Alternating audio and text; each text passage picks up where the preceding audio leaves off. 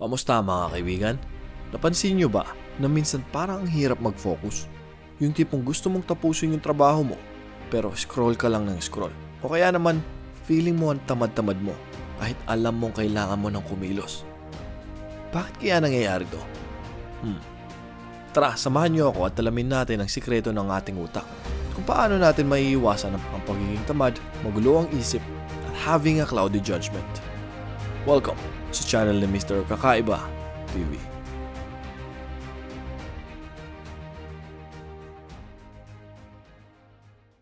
Bakit nga ba tayo nawawala sa focus? Ganito kasi yan. Ang utak natin ay parang isang computer. Pero minsan, naglalag. Bakit?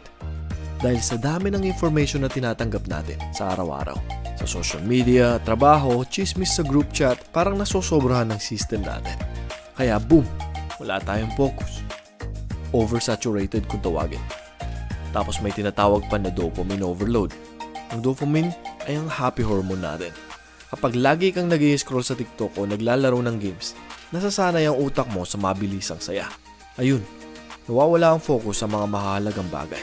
Dahil mas gusto mo ang instant reward kaysa sa delayed gratification.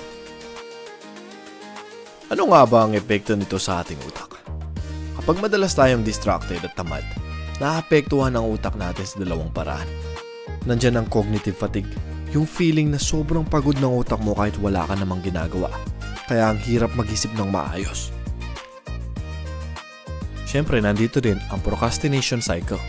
Yung lagi mong sinasabi, mamaya na lang. Pero guess what? Paulit-ulit na lang yung cycle mo hanggang maubos na yung oras. At dahil dito, nababawasan ang self-confidence natin. Kasi nga, hindi natin natutupad ang mga goals natin. Napansin mo na ba yan? Pero good news. May mga paraan para labanan ang kawalan ng focus, cloudy judgment at katamaran. Ito ang mga tips. Number 1. Set a routine. Gising sa tamang oras, tapos magplano ng araw mo. Kapag may structure ang araw mo, mas magiging productive ka. Number 2. Digital detox. Subukang magpahinga sa mga gadgets. Really important. Ang resulta nito, naku po, mas fresh ang utak mo. Number 3. Exercise and hydrate. Alam nyo ba na ang simpleng pag-inom ng tubig at pag-ehersisyo ay nakakatulong sa brain function? Totoo to. Siyempre, better blood flow at oxygen intake. Number 4. Mindful focus. Gumamit ng technique tulad ng Pomodoro. Work for 25 minutes tapos mag-break ng 5 minutes. Marirefocus ang utak mo at para tong magic para sa ating brain function. And last but not the least, gratitude practice. Tuwing gabi, maglista ng 3 bagay na magpapasalamat ka. Kapag positibo ang mindset, mas motivated kang gumalaw kinabukasan. Kaya tandaan mga kaibigan, ang utak natin ay parang isang garden. Kung ano ang itatanim mo, yun ang aanihin mo. Kapag napuno ng distractions at negativity, malalanda. Pero kung aalagaan mo to, yayabong magbibigay ng bunga. Kaya simulan mo na ngayon. Isang hakbang para sa mas malinaw na utak at mas masayang buhay. So yan guys, hopefully nagustuhan nyo. Marami pa tayong ibang mga brain hack videos na pwedeng makatulong sa'yo o sa iyong mga kaibigan.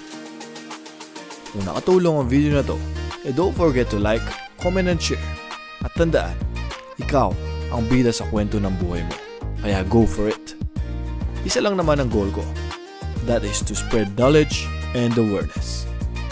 Once again, thank you so much for watching. Magbabalik si Mr. Kakaiba TV.